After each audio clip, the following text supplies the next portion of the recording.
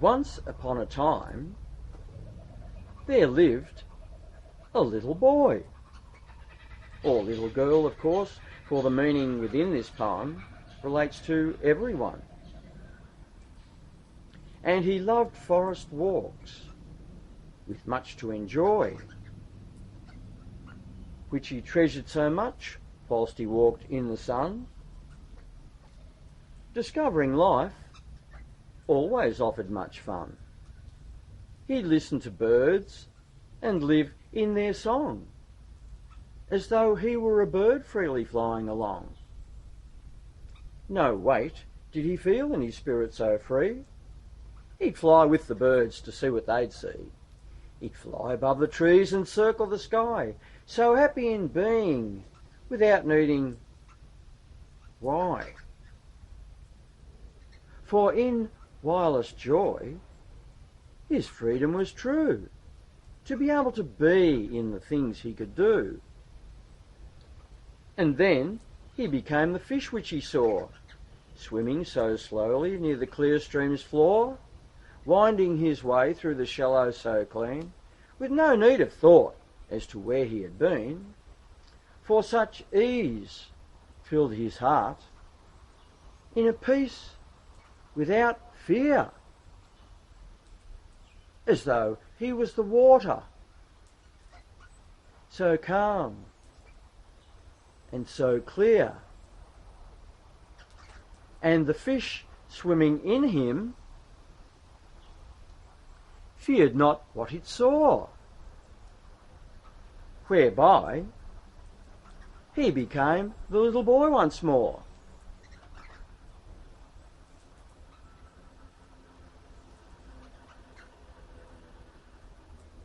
When I was a young boy myself,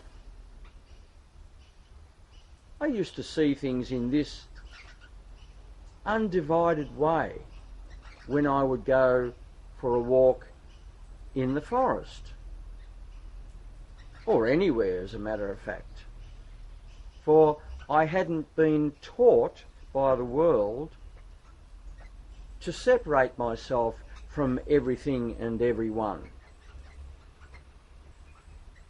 And so this oneness that I retained with everything, which was more prominently understood, or felt I should say, within a forest environment, within this ability there was great joy, because there was no competition within everything. I was simply a part of everything around me, and everything around me was a part of me. That's how I related to things. And many children, because I know that if this relates to me, then it relates to everyone, the way I see things, have this taught out of them. And I very, very clearly these days understand why. And I precisely understand, not out of imagination, but from within the royal purpose of truth, I see and understand why the problems exist in this primitive world in high places. So, when I was a child, I should say, I knew that this ability existed within everyone as a child, simply because it existed within me. I was no one separately special, that no one else had this ability. Everyone has this ability. So now we get to the, if I can remember, actually I will remember because I have a very good memory. The second part of this poem goes like this. As relative to, or compared to, the first part of this poem, and that which I have just spoken relative to the ability that all children have in what I was talking about. So the second part of this poem goes like this. Yet the world tried to teach him the ways of the world, saying this should be followed in its teachings unfurled. For a while he followed, whilst older he grew, for teachers insisted that their way was true, and that they should be followed in how he should grow. So it seemed unto him that maybe they know. Yet whilst he did follow, his joy became lost to learn through their teachings and leadership among all nations that joy was the cost. For where was their heart? And why were they grey? Couldn't they hear what their heart had to say? He felt quite deceived that he'd trusted their way, for he felt as well his heart turning grey. And so he turned back to the way which was true as unto his heart before greyness grew. And whilst he did follow, the grey disappeared, for joy did return, which the greyness had smeared. So he pondered adults who were children before, yet had grown to adults and appeared to be sore. For all were as children at some stage of life. So what took their joy and gave them back strife? He thought it a shame that children weren't taught to follow joy's way in true-hearted thought. He thought for the answer, and the answer did come. The meaning of life did not answer their sum. For had this been so, their joy would be great to know of a world wherein lives no debate. And so there is a big difference between the first part of this poem and the second part of this poem. Because the second part of this poem is related to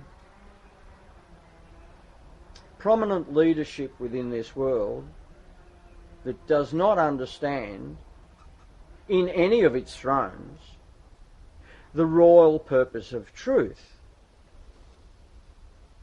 that connects with the royal purpose of law,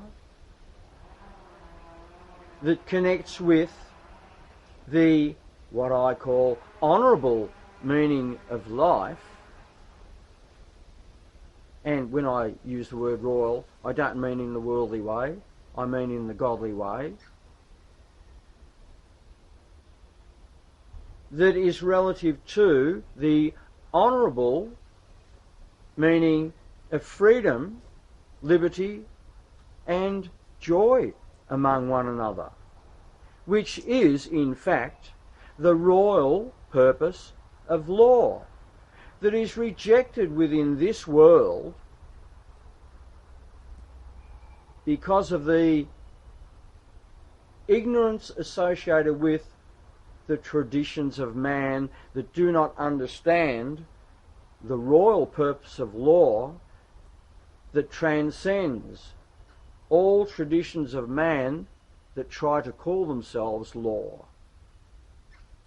And yet the royal purpose of law tried to come into this world with the Messiah Yeshua to wake people up to the what I call caveman's disease, which still has this world's leaderships in all nations in bondage to itself. But of course, he was rejected because traditions wanted to retain their thrones as being the law, rather than that the law of God, the royal purpose of law, should come into this world as being fulfillment of the law. And so man, in his arrogance and ignorance, still is as to the blind leading the blind to the ditch ahead. And wherein, or whereby, not even science, man's science or technology, can understand the answers of the honourable meaning of life that relates to the royal purpose of law that Yeshua, the Messiah, tried to bring into this world for everyone's sake. For the laws of man, by competing against the royal purpose of law of God and the true understandings of the commandments fulfilled in the royal purpose of truth, whilst man competes against God, he may as well be competing against the Son of Righteousness. And man, in his arrogance and ignorance in high places, continually, from caveman days to now and ahead in time, causes the world to spiral in the direction that it is spiralling relative to the blind lead the blind to the ditch ahead. And so, you prominent world leaders among all nations really do need to hear what I have to say from the royal purpose of truth, because not one of you, it is seen within righteousness, understands the honourable principles of manhood and womanhood, of course, by which true leadership is meant to be conducted in connection with the royal purpose of law associated with the honourable meaning of freedom, liberty and joy among one another, which gets back to the beginning of this poem that I spoke and relates to the second part of the poem, which this communication at present relates to. This is a very serious message to all you world leaders, prominent leaders, in all fields, and also to you, Jerusalem, for you are meant to be the true representative of the royal purpose of law. And until you start to understand in truth the royal purpose of law, this world remains in bondage to the ignorance that leads this world. The ignorance that leads this world, which I call caveman's disease, which this world does not understand, because this world does not understand the royal purpose of truth.